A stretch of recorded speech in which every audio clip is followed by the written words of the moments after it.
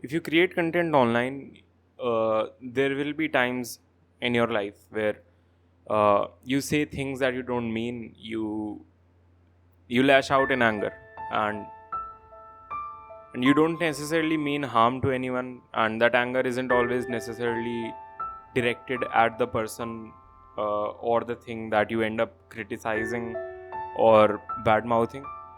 Uh, and I think online creators should take accountability for what they've done. So I think I this is me owning up to that. uh, I think I do owe everyone an apology. uh, I recently had a heated moment in which, if you're on my broadcast, you must know this already. I had this moment in which I ended up saying that I hate Wes Anderson's colors in the movies, and after a lot of introspection, I have realized that it's not his colors that I hate, and my anger should not have been directed at them. It's instead it's the lack of color in my own childhood, that I was trying to battle by this vile hatred towards this innocent person. So I'm going to therapy. I'm trying to work it out, and I would appreciate your support in this tough moment. I would understand if you don't want to. That's completely understandable, but yeah, we'll get through this. Is what I'm trying.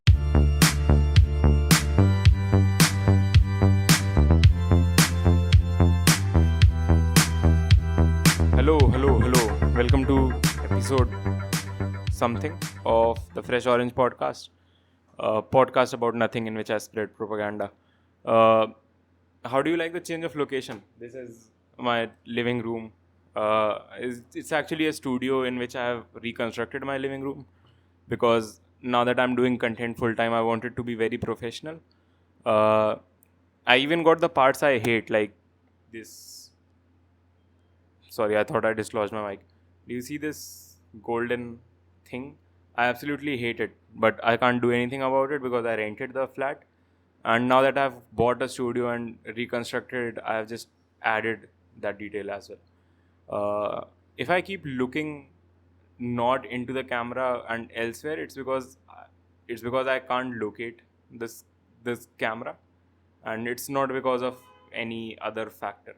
I have to keep it on the like on the selfie camera because otherwise I can't see what's happening on the screen, and then I can't do stuff like this. Uh, and the selfie camera is sort of, it just gets hidden in the black strip of the mobile of the phone. uh, it will all change when I buy a camera soon, but I spent all my money on the studio, so that has to wait. Uh, but yeah, new new location. I realize I should have cleaned up the studio version of it a little bit, but it's fine. My living room is equally messy, so I decided to keep it real because I'm not like other girls. Uh, so yeah, this was the final week. I finished up every I finished up all the sort of project work that I had to wrap up before I could stop working at my job. Uh, Now that's done. That's all of it is done now. So I guess I'm just creating content full time now. I'm not getting paid for it, which is a step down from the job which used to pay me money. Uh, but soon that will happen soon. So yeah, I guess I'm doing content full time. So now is the this was the first brief encounter I've had in my life with complete artistic freedom, like complete freedom to pursue whatever I want without any sort of stressors bogging me down, apart from the stress of like going homeless because I can't pay rent and stuff. But apart from that, I there's no job pressure on me for the first time in my life. like I've been working a job ever since I got out of class 12. So this is the first time I'm completely free to do what I want.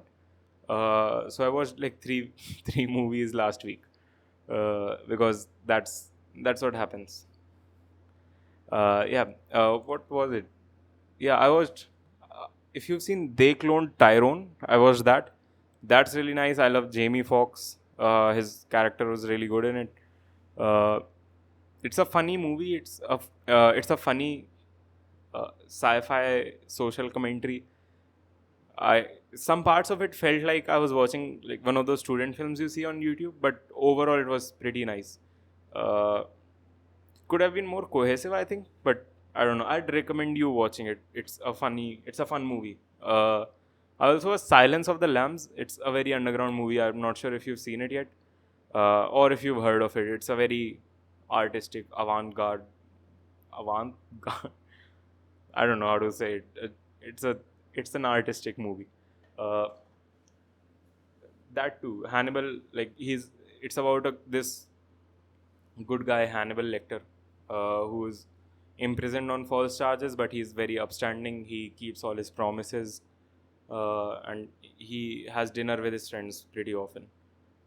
So it's a good movie. You should watch Silence of the Lambs as well. Uh, I was expecting way more from this movie when I went into it, because I thought that because it's so overhyped, everyone keeps telling you to watch Silence of the Lambs, and it's like the quintessential horror movie. uh, it wasn't horror at all. Like there was nothing scary about it. Which I'm not sure if other movies at that point were equally gory, because this does have like severed heads and stuff in it. But now at this point, like if you've seen Game of Thrones, this is Coco Melon for you. So I'm not sure if it was shocking for that time period, which was what 90s. I'm talking about it as if it was in the 1850s.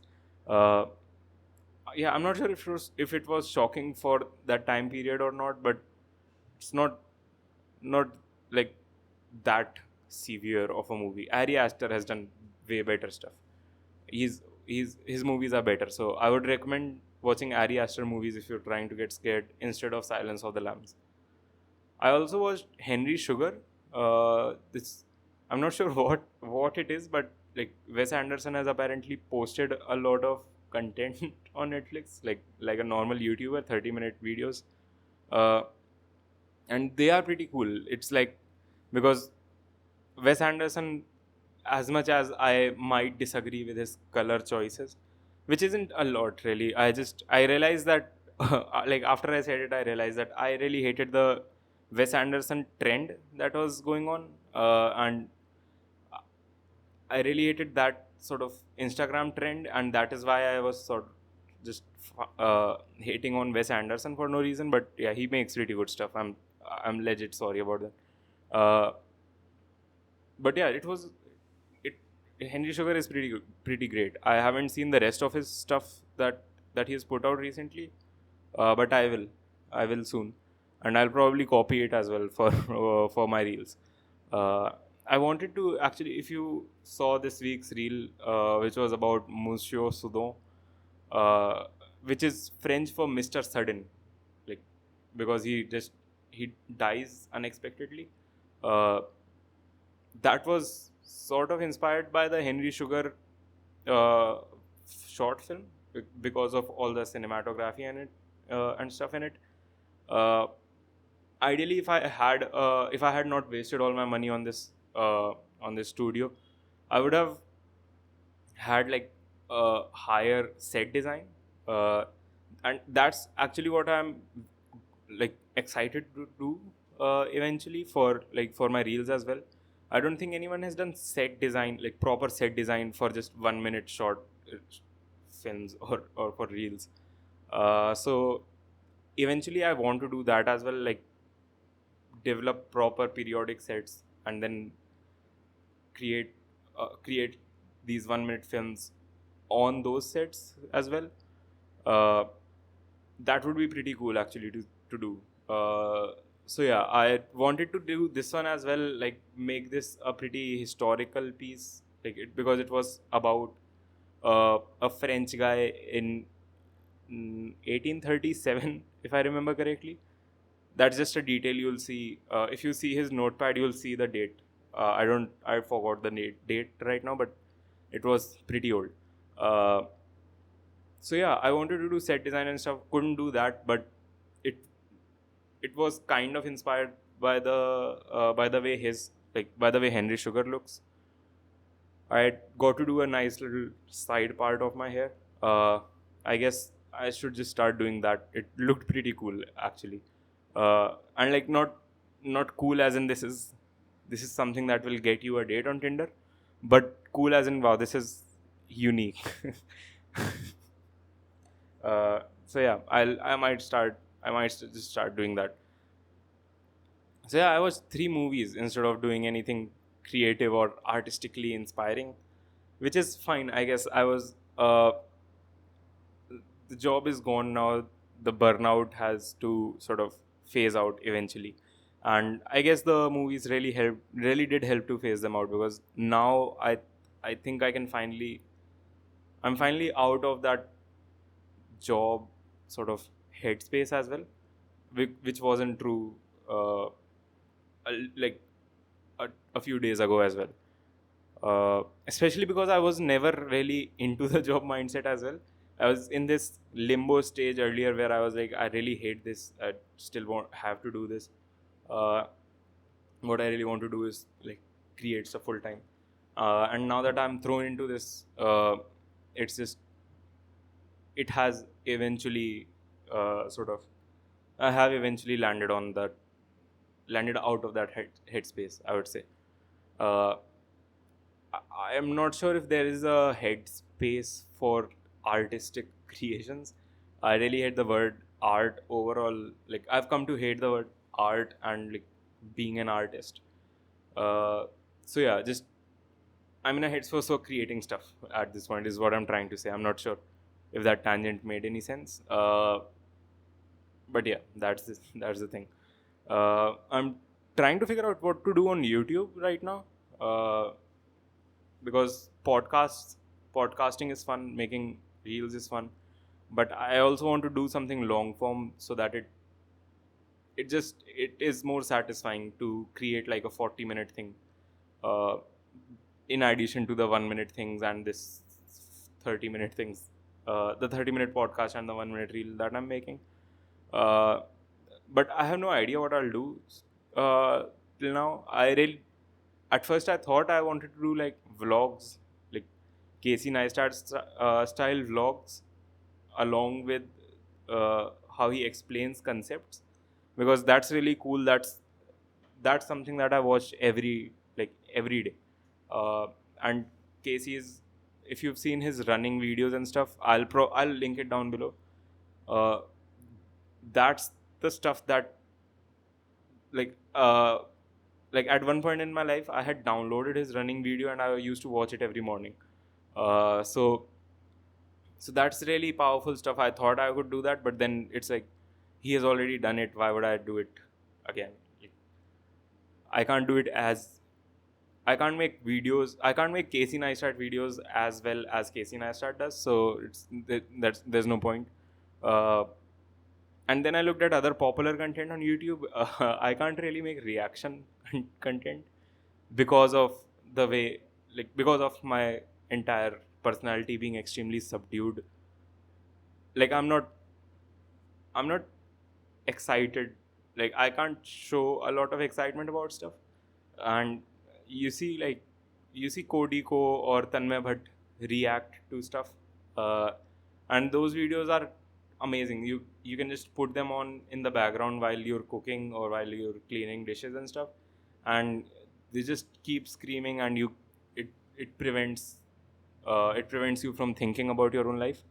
And that's a good thing you can do on YouTube, because it makes you a lot of money. But again, I can't do that because I will just be giving mediocre reactions at best. Like my reactions are are extremely mid. I'll just smile a little bit, or I guess, or like, oh, that's cool. uh, and I guess I guess that's true for them as well. Like IRL, they probably don't, they probably aren't constantly shouting, but I'm pretty sure I can't do that like for the camera as well. So that's gone down the drain. Uh, the last option I have left is like documentaries. It's like proper long form documentaries is what I'm finally thinking of. And that's really interesting because that has a lot of space for creativity and like making something that feels distinctly my own. And it's also very satisfying to create like longer stuff that takes a lot of time to create. Uh, so I guess I won't be posting as regularly as I would have liked to.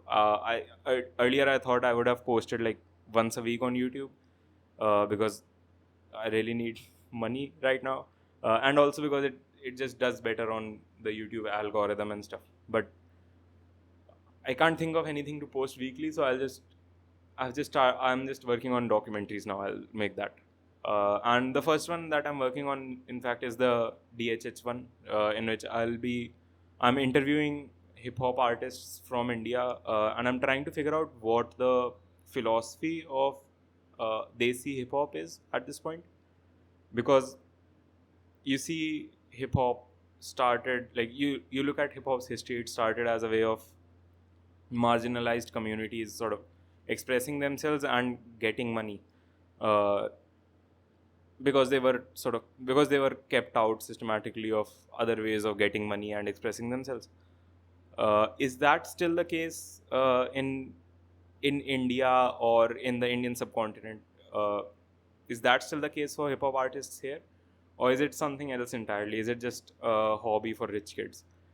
That's sort of the core question that I'm trying to answer in this documentary. And right now, I don't have an answer. I have preconceived notions, but I'm trying to keep those away.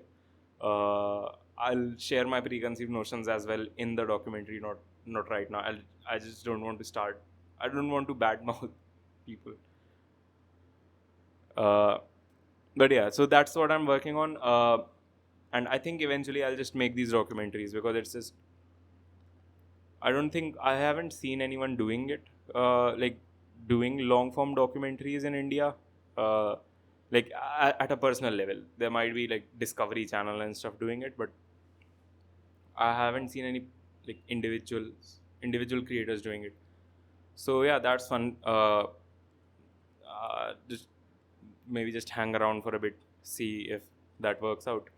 Uh, if not, I'll always have reels to make.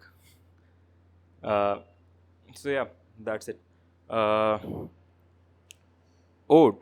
if you're watching this on Monday, like the day I posted, uh, this is the exact. This marks the exact anniversary of my tattoo, like my first tattoo, which is this Murakami tattoo, and I'm not even sure if you could see it there. I'll maybe post a photo somewhere. Uh, it's exactly 365 days ago today. I got this tattooed in Manali. Like, I think in an earlier podcast episode, I talked about how I went uh, camping in Manali, and this was just a, a day before that, which isn't a very wise. It's not a very wise thing to do. Like, you need to give your tattoo. Don't expose it to a lot of sunlight. Don't expose it to a lot of sweat and stuff. But I just did it. So yeah, it's been 365 days. I really do need another tattoo soon. Probably within a day or two. My birthday is coming up, so I'll probably get like a birthday tattoo. Uh, it's not financially wise to get tattoos right now, but who knows? Who cares? It's a tattoo. Uh, so I'll update you about that if I do. A lot of people didn't know that this was from the cover of the book, like the book Norwegian Woods. Uh, and those who didn't know, I have received a lot of messages about how it's a very problematic book. It's not his best work, and I get it. Like, it's the work is definitely weird. A lot of his a lot of the setups seem to get resolved either by suicide or the two people hooking up with each other, and that's not good writing if that's happening in every second chapter. But I don't know, it despite all that, it really did resonate with me, especially when I read it the first time. Um if I were to read it today, like with fresh eyes, probably I won't be as moved by it. Uh, but I don't know, man. Back then it was something that stuck with me a lot, and stuck with me enough to get this tattooed on me. Uh, so yeah, there's that. Remember, Kanye was having his, I think, anti-Semitic meltdown around this time, exactly around this time last year, and I uh, I am a Kanye fan. I used to be a Kanye fan before the anti-Semitic stuff happened. Uh, so the instead of that tattoo, the one I have right now, I was I was all set to get. If you've seen the Life of Pablo's cover album, I was all set to get the Life of Pablo written exactly like that. Uh, I still think that would be a very cool tattoo if Kanye hadn't if Kanye had remained old Kanye. Uh, but yeah, I was about to get it, and then I didn't because the tattoo artist was sure that he wasn't talented enough to create that tattoo in a way that doesn't start bleeding over as in the lines would have eventually merged into each other. He was sure because they were so close to each other, and I didn't I didn't want a tattoo that just looked like a blob. So I eventually got this one. Uh, his other option was to get a tattoo twice the size of my current one. That would have held on for longer for some reason. I I think I I think one moral of the story is to not get tattoos in shady places in Manali. Uh, uh, but yeah, so like I didn't get it, and then I think 2 days later, uh, 2 or 3 days later, I came back from my camping trip, and Kanye was going crazy. So I think I really dodged a bullet with that tattoo over there. Yeah, don't get tattoos in dodgy places. That was really unwise of me to do initially, and I don't think I'll do it today if I was given the chance. Uh, you see Palika and stuff, like people getting tattoos in Palika and stuff, and one of my friends one of my friends was telling me how he went there to get a tattoo, and the needle was dripping in blood uh, at that point, which I guess is from a previous tattoo or something. So yeah, don't get tattoos in Palika. If you just save up for a tattoo, get an expensive tattoo, because expensive and like from a place which has a lot of good reviews. Uh, because if you cheap out on tattoos like I did, you run an extreme risk of like getting messed up uh, down the line, I guess.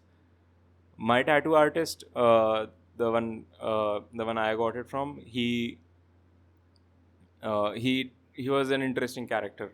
He was in his 40s. He was wearing this leather jacket with spikes on the shoulder pads, uh, and he had red hair. Like his hair were dyed red, but not the nice red that you see in horse cars. It was the mehendi red that you see. Uh, so it was just dyed red, shoulder spikes, leather jacket, and then he had a wall full of photos with random celebrities who, like, just all of them celebrities just at the cusp of getting well known, but none of them were well known. So they were like all actors in TV serials and stuff, but not like the lead actors, just side actors in TV serials and stuff. And then he had his photos snowboarding and stuff. It was just, he was just an interesting person to talk to. And then I was getting my tattoo done. He painted, he put that stencil on my spot first, and then he took a joint break, like in which he smoked an entire joint. and and then he got back to me, and he was like, "Do you want some? It will help you with the, it will help you get, it will help you with the tattoo pain." And I refused. It didn't feel safe. In retrospect, it wasn't safe to safe to have a high person permanently draw with ink on my body, permanently actually inject ink on my body. But this, it's the wonder of youth. These are the things you do. So luckily this tattoo didn't kill me. I didn't get AIDS, but I just as well might have. So like, stay safe when getting tattoos is, I think, the moral of this podcast episode. And also, don't spend all your money on set design if it's supposed to just look exactly like your living room. Have I stressed that joke too far? I don't know. Anyway, thanks for tuning in. This was some episode of Fresh Orange. I'll be doing all of them on Mondays now, instead of Thursdays like I used to post before, because it just makes more sense. I wake up after a Sunday and I just record myself and post it here. So yeah, excited to see. Now this will be my first sort of independent week doing just whatever I want. And let's see, we all hope that we don't end up broke. So yep, let's see. Also, just as a final note, there's no fan in this room, and all I could do was put my small cooler here. So if the entire episode has this weird background noise, just, you know why it is. Could you hear it? That's the cooler. So I'm sorry about it, I guess. Anyway, bye.